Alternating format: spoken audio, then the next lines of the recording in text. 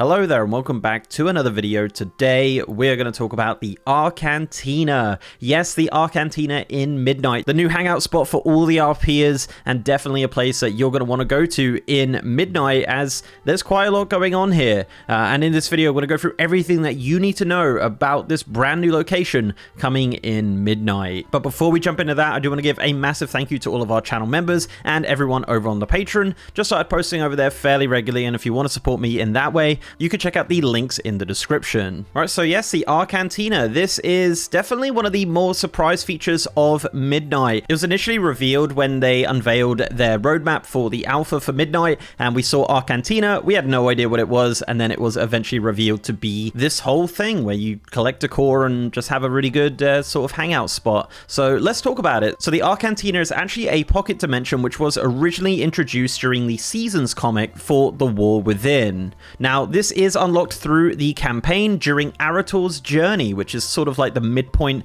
of your questing, and you do go there, and once you go there, you do unlock the ability to travel back and forth. To travel there, you use a toy which has a pretty cool animation and a 1.5 minute cooldown, so yeah, you can teleport there pretty quick. It's actually also a little bit of a cheat code for speed travel, as you can teleport there and then walk through the portal, and it takes you straight back to Silvermoon, which is actually, yeah, pretty great. The thing that I love about the Arcantina is that this has actually been in the game since Battle for Azeroth. I even made a video about it. There was an unused map that they created called the Hearthstone Tavern, and yeah, back then I made a video saying, you know, what is this for? Are we ever going to see this? And like, years and years later, we are finally seeing the Hearthstone Tavern in the game, renamed, remastered into the Arcantina. So you're probably wondering, why does this exist? What are we doing here? So this area basically exists as an area to do short quest lines to unlock various pieces of decor. As of beta, there are 9 different storylines which rotate weekly, perhaps, I think weekly,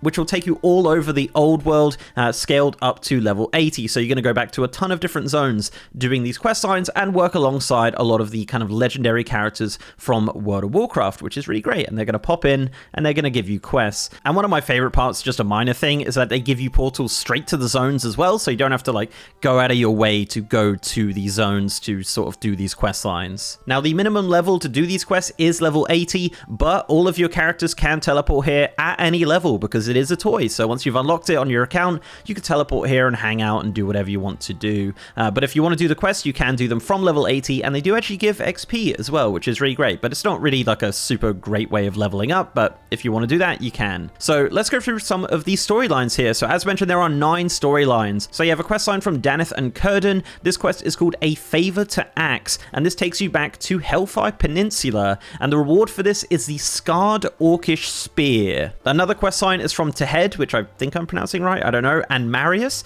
This quest is called Still Behind Enemy Portals, and this will take you back to the Broken Shore. Completing this quest will give you the inactive filigree moon lamp decor. Another quest is from Thisley, Crow, and Ventabra. This quest is called Where the Fire Once Burned, and this takes place in the Firelands. And completing this quest will give you the Hydral Climbing Vine decor. Now, the next quest is from Gammon and Gorgona. Now, this is called Hellscream's Heritage. Now, this quest was something completely different beforehand that took you back to like Nagran Draenor, but this was actually removed and changed due to community feedback, which is great. Now, this new quest takes place still in Nagran, but the Outland version, and rewards the Weathered History of the War Chiefs. You have a quest line from Etrig and Darius Crow called A Generational Moment. This takes place in the Burning Steppes and in Gilneas, and the rewards for this are 2 decor items. You have the Clefttooth Hide Rug and the Dried Gilneas Roses. The 6th storyline in the Arcantina is from Gidwin and Terranar. This quest is called A Frostbitten Tally. This takes place in the Icecrown Citadel raid and rewards the Banner of the Ebon Blade. Another quest line is from Tandalok and Tymir. This quest line is called Tymir Foresees a Proof of Demise. This takes place in the Throne of the Thunder raid and rewards the Ancient Zandalari Ritual Scroll. The next quest is from Kelsey Steelspark. This is called the Uncrowned Cold Case. This takes place in the Dire Maul dungeon dungeon, and the reward for this is the Pylon Fragment Decor. And finally, we have a quest line from Nisha and Cyrus called the Fragrance of the Dunes. This takes place in Vol'dun and will reward the Ornamental Proudmoore Anchor Decor and the Sandy Volpira Banner. Now, once you've completed all of these stories, you can purchase more of this decor from a vendor inside the Arcantina called Mortar Gauge for Voidlight Marl, which is like your resonance crystals of midnight. Unfortunately, doing these quest lines again does not give you repeat decor, because I kind of thought maybe that would be a cheat code, but no, you do have to purchase it for currency. Now, that's not the only thing you can do in the Arcantina. There is various things you can interact with around the kind of area, which is great. So you have like various like cups and steins and goblets that you can interact with to look like you're having a drink, which is really cool and immersive. You got random light sources you can hold, like different torches and whatnot. There are various books you can pick up and make it look like you're reading them, which is really cool. And there's also various items you can just obtain for free from around the Arcantina. So like things like giant growth potions or savory Deviant delights or inky black potions, reflective prisms or pygmy oil is just kind of lying around the Arcantina for you to pick up and obtain. And you can use that and have fun with it. You'd also play different mini games from World of Warcraft history, like the Bejeweled mini game or the Line game from that much loved World Quest, and even the Electric board game more recently. So yeah, tons of different things to do. And really all of these things combined just kind of create an immersive area where people can relax and hang out. And it'll probably very likely be just amazing for people who really enjoy RP and WoW. But if you're not into that, this is an area just for you to get decor and various different items for free, which is kind of nice.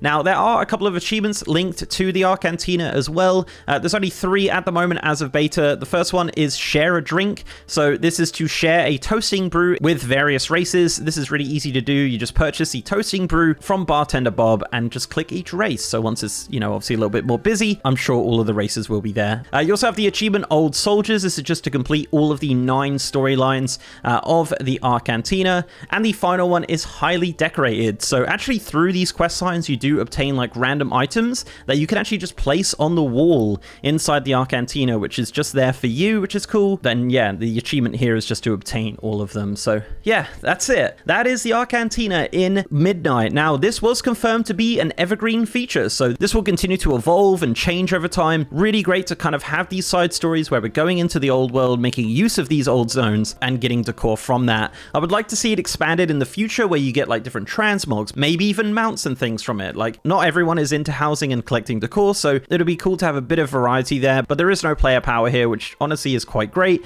It does make it just more of a cosmetic sort of enjoyable experience to do on the side there. So yeah, that is the Arcantina. Let me know in the comments your thoughts on this feature, and don't forget to leave a like on this video, guys, if you liked it, and subscribe to the channel if you haven't already. If you want to support me outside of YouTube, I'm also on Patreon, and I'm on Twitter at MrGMYT, and I have a partner Discord channel as well, and also I am streaming on twitch.tv/MrGM. If you want to see me stream World of Warcraft, Midnight Beta, any sort of WoW, I'm over on twitch.tv/MrGM. And with that, guys, I'll see you next time.